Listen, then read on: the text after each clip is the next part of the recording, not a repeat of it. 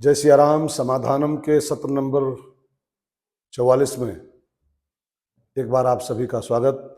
आपके प्रश्नों, आपकी जिज्ञासाओं का एक समाधान करने का जो प्रयास चल रहा है,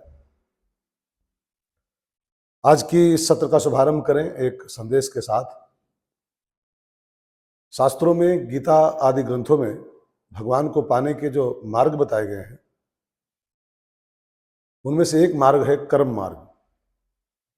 भक्ति मार्ग, ज्ञान मार्ग, योग मार्ग, ये सब भगवान को पाने के रास्ते ही हैं, लेकिन उनमें से एक रास्ता कर्म मार्ग भी है। हम कर्म करते हुए भी भगवान को पा सकते हैं, पर शर्त है कि कर्म में 5 बातों का ख्याल रखा जाए।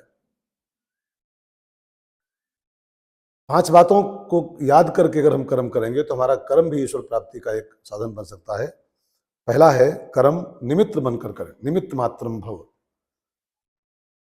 जब हम कर्म के कर्ता बन जाते हैं और कर्ता बन के जब कर्म करते हैं तो उसके फिर हम भोक्ता बनना पड़ता हमको। इसलिए कर्म बंधन से बचते हुए कर्म करते हुए भगवान को पाना अगर चाहते हैं तो कर्म को निमित्त मात्र बनकर करें।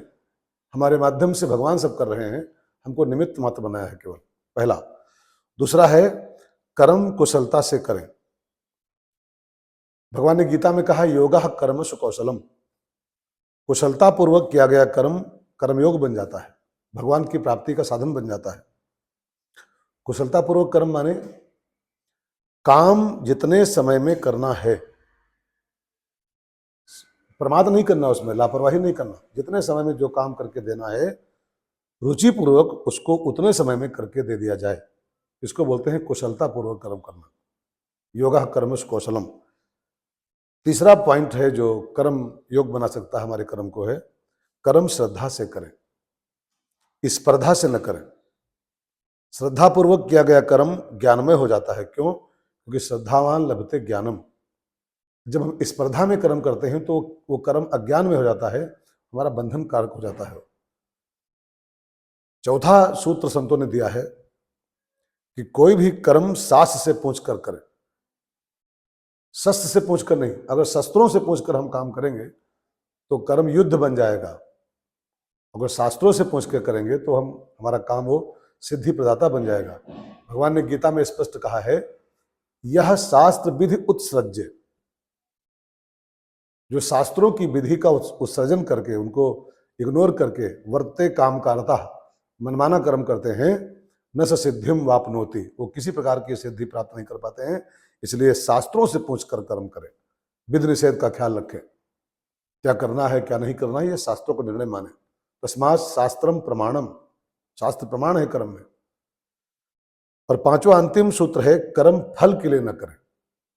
फल तो कर्म का मिलता ही है, कर्म बंध्या नहीं होता है। हमने जो बीज बोया है उसका फल हमको मिलेगा, लेकिन हम कर्म फल के लिए न करें। माँ फलेश, फल में आसक्त मत हो तो हमारा कर्म योग बन जाएगा, फिर हमको भगवान की प्राप्ति करा देगा वो।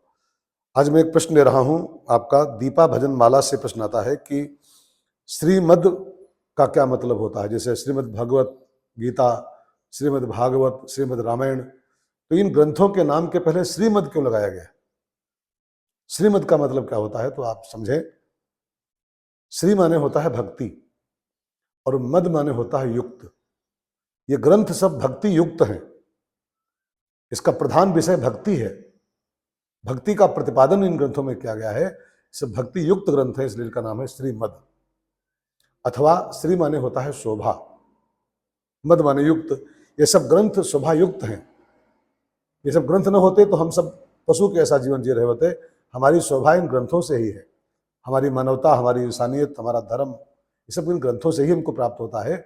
हमारी शोभा इनसे बढ़ती है, इसलिए शोभायुक्त ग्रंथ हैं, तभी इनका नाम है श्रीमद्। एक प्रश्न द्वारिका चौधरी जी ने पूछा है कि कोई व्यक्ति गुरु नहीं बनाया है तो क्या वो नमः शिवाय का जप कर सकता है? तो इसके उत्तर में मुझे इतना ही कहना है कि जप करने में कोई नुकसान नहीं है। जप तो कैसे भी कर सकते हो, पर गुरु से जब मंत्र हमको प्राप्त होता है कोई भी, तो उसमें ज़्यादा शक्ति आ जाती है, वो ज़्यादा शक्तिमान हो जाता है, मंत्रों पावरफुल हो जाता है। उसको जपने से कुछ ज़्यादा ही हमको सिद्धि की प्राप्ति होती है। जैसे पीपल का बीज अगर हम अपने आप बोएं जमीन में तो शायद नहीं पैदा होगा। आप चाहे कृषि विज्ञान से पीएचडी किए हुए हो, उसको पैदा नहीं कर सकते हो। लेकिन वही बीज जब कोई पक्षी खा लेता है, उसको बीट कर देता है, खा करके, पका करके, तो पत्थर पर भी कर दे, दीवार पर भी कर दे, तो भी जमाता है वो। ऐसे ही जब मंत्र गुरु पकाते हैं, उसको जपते हैं, उसको सिद्ध करते हैं, और वो पके हुए मंत्र जब शिष्य के अंदर बोए जाते हैं, तब उसकी फसल लहलाती है। अपने आप जपने का भी फल है, ऐसा नहीं कि नहीं है, लेकिन ज़्यादा फल गुरु मंत्र के जप से होता है। गुरु से प्राप्त मंत्र का जपने का ज़्यादा फल माना गया। इसलिए हो सके तो गुरु से ही मंत्र प्राप्त करें, उसके बाद जप करें, विशेष लाभ होगा। सभी को मेरी शुभकामनाएं हैं और आपके बढ़िया बढ़िया प्रश्नों की प्रतीक्षा रहती है। जरा अपने हृदय को टटोलिए और अच्छे प्रश्नों को भेजिए, जिससे समाधान हम आगे बढ़ता रहे। जय सिया राम।